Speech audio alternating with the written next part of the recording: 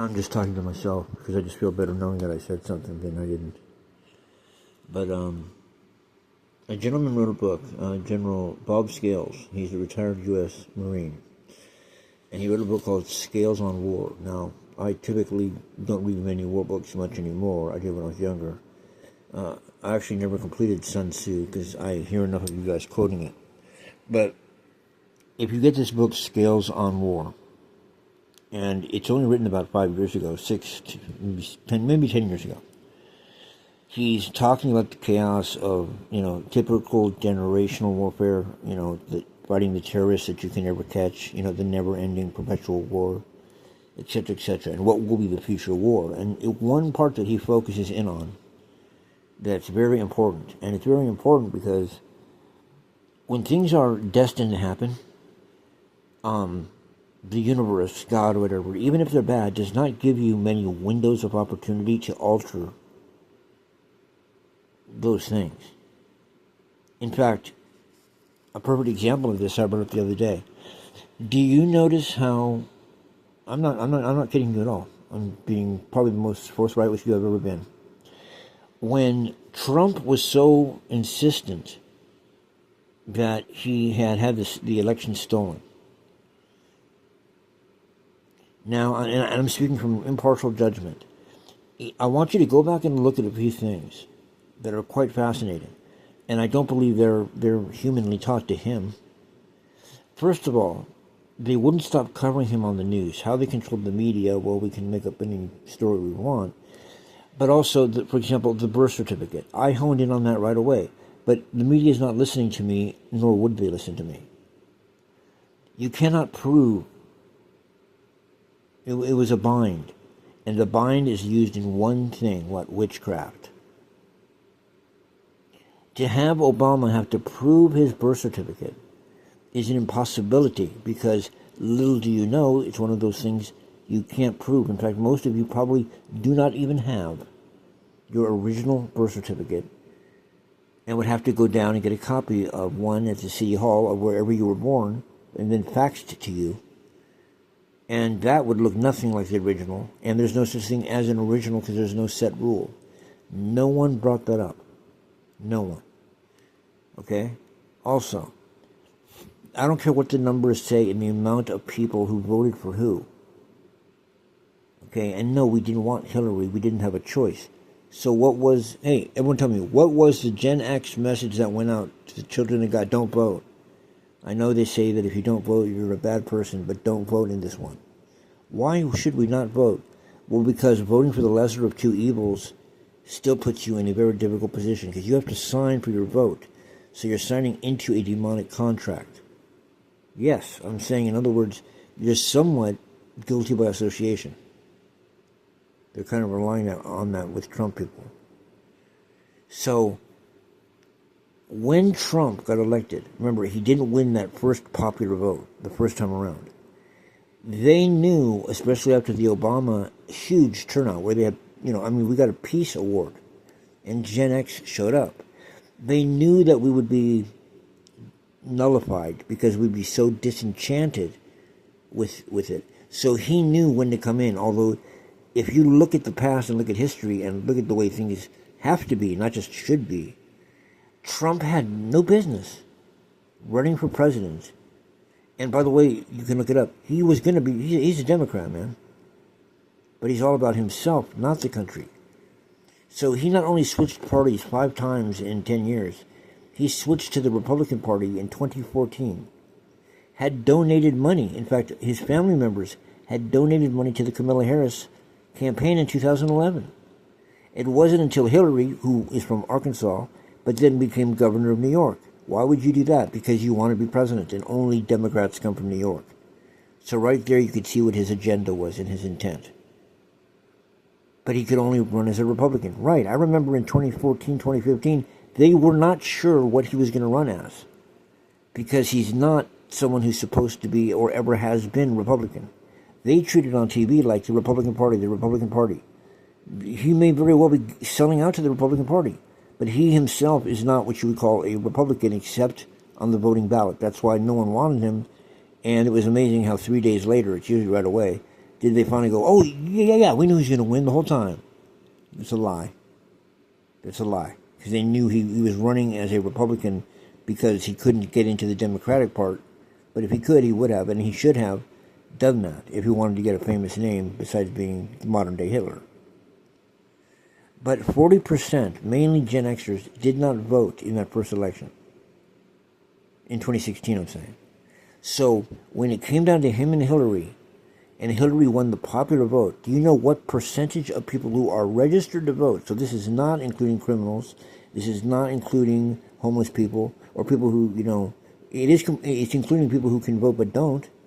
But we don't know if they're going to vote or not. Okay, 40% of people who had voted in the Obama election and the election before that did not vote in 2016. So ultimately, when you do the mathematics of a huge population of millions of people, some voting for Hillary, some voting independent, a lot not voting, and some voting for Trump, what percentage of votes of people who can vote in this country did Trump get to be able to go in and have a mandate to basically undo all of the White House, which is what they're going to do now? I mean, I don't know the numbers on the last election. It was just a week ago. This is in studying very closely how Trump won. Okay, he only had 26.7%, where I think Hillary had like 26.9%, but that still was like 200,000 more of the popular vote. He won in the electoral sense. But I want you to think about that. That means that if you had a vote, 3/4 of the people that have been legally allowed to and legally have to decide who the president is going to be got him into office. And then you're telling me he got more popular? So they can throw out all these weird kind of mathematical numbers. I'm kind of doing that. I'm just saying that if you have a room of 10 people, the fact of the matter is, when Trump got into office, only about 3 of them voted out of the 10. So technically, as someone was saying before they even found that out, technically, it's not an election. I know, you have to go and vote. I'm not saying he didn't win it. I'm saying when you only get that small of an amount, and his favorable rating was terrible. Never has a president won that is that least liked as a person but won the presidency, and probably because of Hillary's demonic problems. But he does a lot of that spinning around. I mean, he should be being sentenced to jail time. How he got an extension until he gets elected, when he announced the day he was found guilty, and he was shook. It's the most anguish you'll ever see him. We'll find out who really won the case. I mean, I don't understand. What do you mean won the case? Your court case about paying off people to be president and all that shit's almost kind of privately none of our business. You wanted to now make it our business that if we vote for you to be president, in other words, what he's saying is, I can commit crimes, but if the people want me as president, I should become president. That may be. Because I believe a president, for example, when president, does need to have immunity. He may need to do something that we don't like. But Trump did something illegal that all of us would be put into prison for to become president. And then didn't even get the majority of votes from people in the country, no matter what the Republican voter says. And we even got a Peace Prize when Obama was in. Did you know that China went on DEFCON 1, for the first day? They didn't know he was joking. They didn't know what he was saying. So China actually was it wasn't about to happen. I'm not saying we avoided a nuclear war.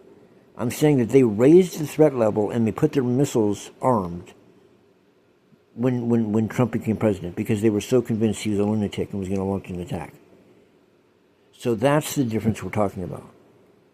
So when I talk about the military and I see seers, and we talk about terrorists, and we're looking overseas, and we have someone who's smart, he's definitely got inside information on things. I can tell you that for now.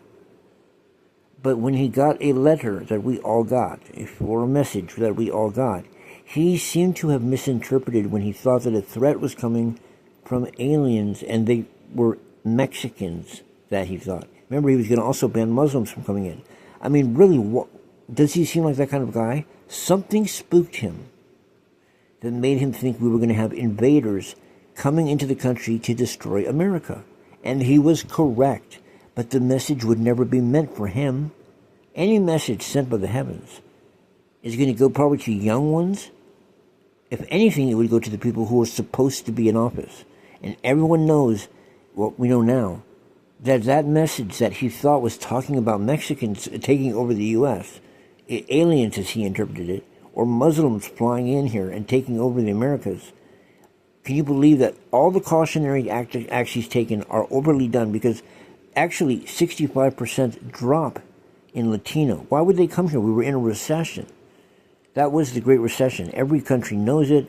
Trump can scare you and say the country's doing terrible. I mean, look at even now. Look at how everyone's complaining that one of the reasons they had to vote for the rapist was because of the prices of food in stores. And yet, why are the prices high in stores? Because Biden's in office? No, it's because he put tariffs on China and he wants to put more tariffs. You don't believe me? Go down and ask the fucking manager of the stores. Everyone knows that. There's some stuff you can't even buy in stores anymore. He is not a good leader like that. Because he thinks that you don't know that there's a 2-year gap. When someone becomes president, it takes 2 years before anything they do fully takes effect. So for the first 2 years Trump was in office, he was living on a wave that Obama created. And then he does his actions, and that's what we paid for with Biden. And then he says things like, were you doing better now than you were 4 years ago? You have to be doing better now than you were 4 years ago. Yet the whole audience on instant mechanism said, no, we're doing much terrible now than we were then. Although when he says that, 4 years ago, we were in the middle of a pandemic. So, technically, unless they were on vacation somewhere, there is no way that they were doing better. So that's how he operates. That's how he rolls. And he's going to get dumped, and they're going to take over. So he's the battering ram for the enemy. Now, that's a risky decision to make, but it's a decision at this point, after what's gone on, you have to make. Land and liberty against foreign and domestic enemies. And believe it or not, Trump is not a domestic enemy. At least not spiritually. And they are way ahead of you because it's what? Higher intelligence. So if you were a seer or you knew a knower, you would realize that why is he rushing into telling everybody who he's going to appoint into office? He still has a couple months. We still have Christmas. You haven't noticed that? For such a contentious election, why are they so insistent to tell you, don't think of anything else, just realize and don't get mad that he is president and you better get that ingrained in your fucking head? Because he knows this. So if I was a general, what would I suggest? Well, I am a general. What I would suggest is, well, first of all, we're in big trouble. Second of all, a preemptive strike. I can't tell you, I don't know. I'm not that close to him. I don't mean physical. I mean political. You have to, what would you do if there were no police around, you had no guns, but you knew for a fact that 3 armed men were coming to your house, and you had a 17-year-old daughter and your wife, and you knew they were coming to attack, rape, and rob you? What would you do? I guarantee you would come to a preemptive strike idea. You would meet them before they could even get into the house. You would meet them before they could ever get into your house. Quote me.